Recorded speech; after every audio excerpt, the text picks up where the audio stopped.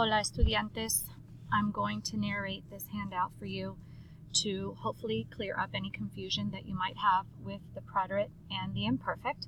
So let's go ahead and start.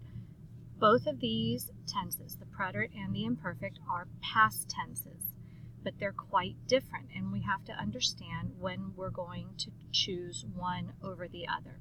So let's start with the same verb, comer, to eat, and look at these two examples. Ayer comí pizza, that's in the preterite, and then cuando era joven comía mucha pizza, that is the imperfect. So why am I using two different tenses for the same verb?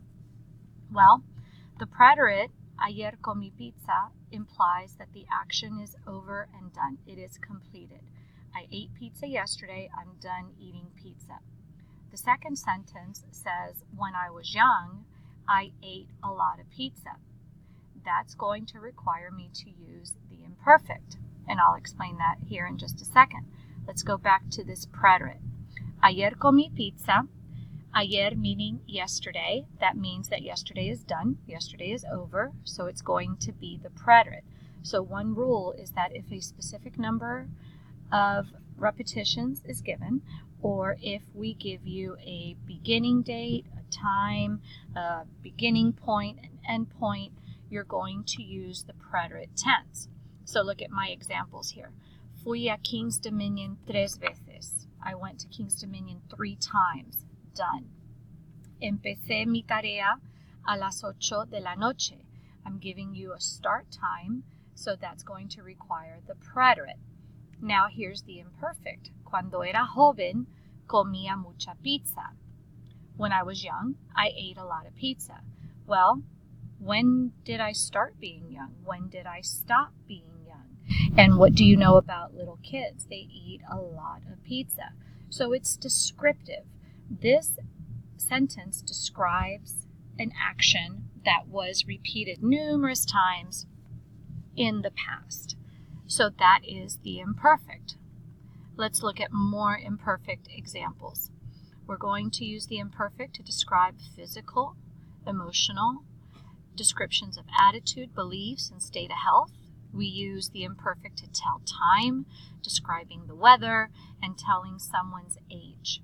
This is what I think is the most important way to understand the imperfect. The imperfect sets the scene and it gives you background information. So if you think about a fairy tale like Little Red Riding Hood, and in English we would say, it was a cloudy day and a young girl walked through the forest. She was blonde and young and was upset with her mom because they had an argument. So part of what I said is an action, and part of what I said is descriptive. So it was a sunny day. There's no action there. It's just a description. The girl was blonde. Being blonde is not an action. It's a description. So when you are reading something in the preterite and the imperfect, it's really helpful to close your eyes and get a visual of what is happening in that sentence and decide if what you're seeing in your head is it descriptive or is it an action. So all of these sentences here are descriptive. Mi casa era grande. Yo era rubia. María estaba muy triste. Mis padres no creían que no tenía más dinero.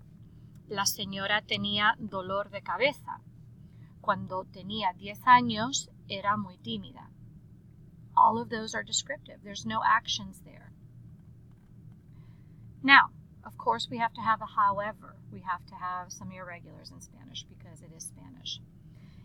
If there's a definite period of time, if the action is repeated, or if there's a change, then you would use the preterite.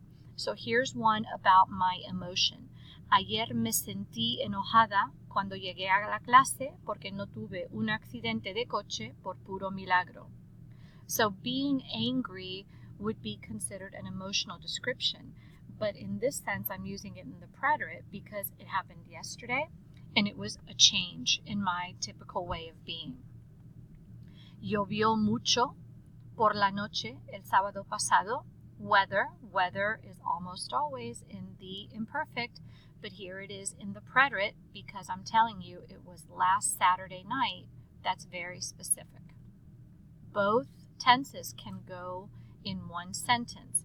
One action is ongoing and the other one interrupts. Nosotros mirábamos la tele cuando Miguel nos llamó por teléfono.